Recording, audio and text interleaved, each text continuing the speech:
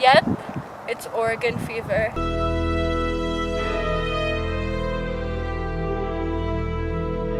We've been packing for 5 months now. I think it's time we tell the children. Maybe we shouldn't even go. We might be able to get free farmland, better health and living conditions, escape problems, go on an adventure, and seek new experiences. Also, there is more animals for fur trapping and better religion opportunities for our religion minority. I guess we should tell the children. Jimmy's mine! No, Jimmy's mine! I hate you so much! Guys, we're moving to the Oregon Territory. What? No, I don't want to move. Well, we have to. Why? Because it'll be an adventure. Okay, let's pack. I love Jimmy. Mom, what will we eat? In the morning, we'll eat bacon, bread, and coffee. At night, we will eat cold beans, coffee, bacon, or buffalo meat, and boiled rice if we were lucky. Ew! How long will the trip take? The trail is 2,200 miles long. We'll try to travel like most people, 10 to 20 miles each day for 6 months. Ugh. Narcissa and Marcus Whitman were the first people to travel on the Oregon Trail in 1836. Most immigrants left on the Oregon Trail in 1843. The first people to settle permanently in the Oregon Territory were missionaries. Missionaries are people who tried to spread certain religious beliefs among a group of people. The trip was 2,200 miles, and many walked the entire length of it barefoot. 1 out of 10 immigrants died along the way. Not only was it difficult, it was expensive. The trip cost most people anywhere from $500 to $1,000. The equivalent is about $15,151 to $30,303 today. Oh no! I've caught cholera! Oh no! Cholera is a bacterial disease that causes severe diarrhea and dehydration. It is usually spread in water. Although cholera is very curable now, there was no cure for it back then, and it was one of the main causes of death for immigrants along the Oregon Trail. Chuck, maybe you should lay down. You need some rest. Okay. Okay, time for dinner. Yay! Yeah! So how are you guys liking the trail? All I've been eating is bacon and bread for 3 straight days. And Dad has a deadly disease.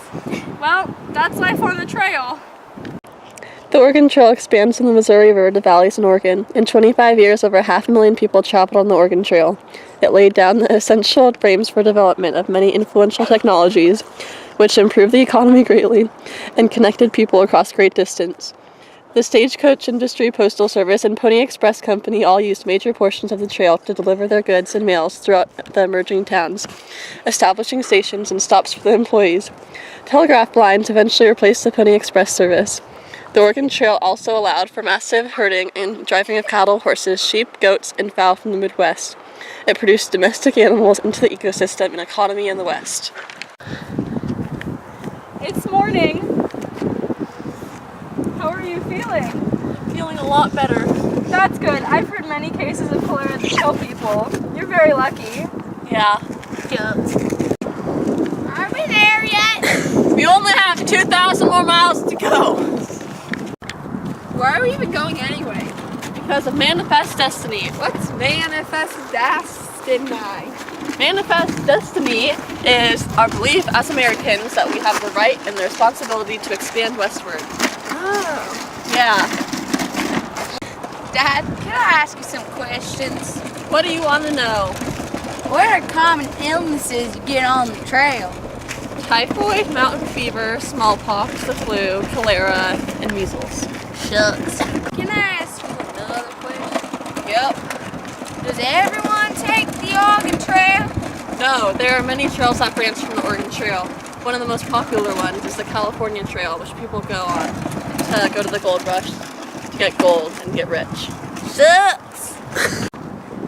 Dad, can I ask you again another question? Yes. Why do we have to leave so early in the spring? Does it even matter? Yes, it does matter. If we left too early, then all our livestock would have nothing in the grass to eat. If we left later, It'd be way too cold in the winter months to build our house in the Oregon Territory. Ow, shucks! Where's Jenny? Oh no. My arm hurts. I think it's broken. It got run over by the wagon. Accidents were very common along the Oregon Trail.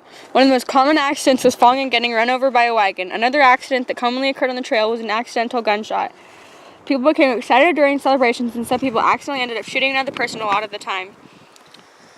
The shots stampeded the animals, which ended up killing more people. Most families on the Oregon Trail had several accidents occur. Yep, it's definitely broken. We better wrap it up. Shucks!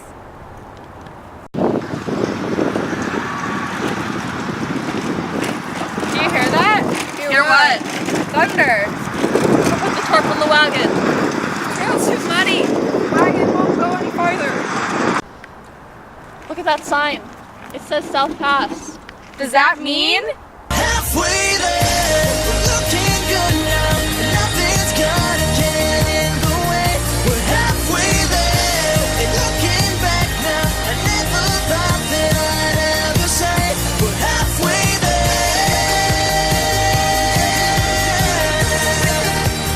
there. The Oregon Trail needed to be cleared of obstacles such as trees and cliffs, so timber was cut and mountains were carved to allow ample passes for wagons and animals.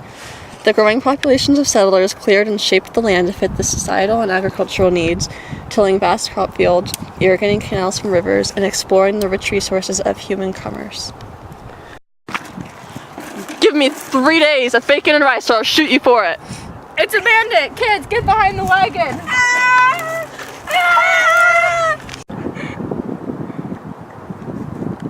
Shucks.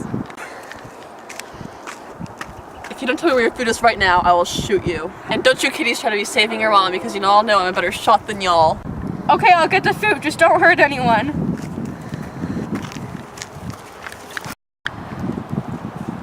Pleasure doing business with you. Feels good to be a gangster.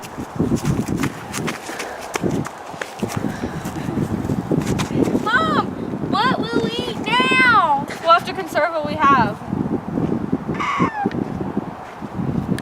There were several attacks by bandits on the Oregon Trail. Travelers that were helpless often had their food, horses, and equipment stolen from them by thieves that sold the items to the next group of travelers to make a profit. Okay. How are you guys liking the trail so far? I've been living off bark for 3 days, and I feel weaker than ever. Well, that's life on the trail. Many settlers on the Oregon Trail experienced extreme hunger and even starvation. When travelers underestimated the amount of supplies to bring or had their supplies stolen, it could result in a supply shortage. When this happens, it becomes very miserable and everyone has to ration out the food. For example, the Donner Party took a wrong turn and ended up getting stuck in the mountains through a several-month-long winter. They were forced into starvation and had no other choice to eat their animals and eventually each other. I'm hungry. Oh look, a wild buffalo! Let's kill it. Shucks. Shucks! Yay, we have food! Shit. I feel sick. We're almost done. You can continue for a little bit longer. Dad! He's dead. We're going to have to bury him. No! Can't go on without him! He's of no more use to us. We'll have to continue on. Mourning was one of the hardest obstacles to overcome on the Oregon Trail because everyone was forced to move forward and bury their loved ones or get rid of them immediately. Some people could never get over the death. Some people were so attached that they carried the dead bodies in their wagon so they would not be left behind. As an immigrant on the trail died, the travelers' hope for making it to the Oregon Territory often died as well. If I have to walk 1 more mile, I swear my legs are gonna fall off. Stop complaining. Girls, I swear if we don't stop fighting, Wait, look! What? Fort Vancouver is only 0.2 miles away. I knew we were close, but not this close. Once we get to Fort Vancouver, we only have to cross the river until we're in Oregon City.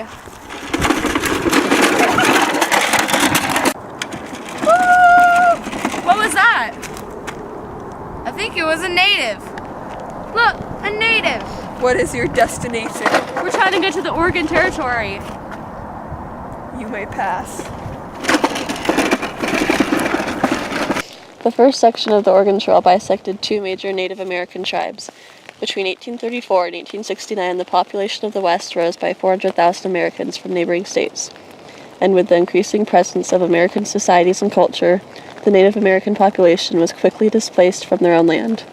Tribes lost all control of their sacred lands. In the time period 1840 to 1860, figures show that 362 travelers were killed by Indians, and 426 Indians were killed by travelers. Despite all of this, the Indians were still pretty friendly to the pioneers and that were settling in Oregon Territory. The trail needed to be cleared of obstacles such as trees and cliffs, so timber was cut and mountains were carved to allow ample passage for wagons and animals. The growing population of settlers cleared and shaped the land to fit their societal and agricultural needs. Agricultural needs, tilling vast crop fields, irrigating canals from rivers, and exploring the rich resources for human commerce. The Oregon Trail was in regular use from 1843 until the 1870s. When the Union Pacific completed the railroad in 1869, people started taking the train to San Francisco and then north to Oregon by ship. Wagon trains could still be seen as late as the 1880s. About 20,000 people died on the Oregon Trail. Due to the great migrations along the trail, Oregon City grew rapidly as an economic center of the territory. Emigrants arrived there at the end of the trail to establish their land claims in the region. The trail ended in what is now known as Fort Hall, Idaho.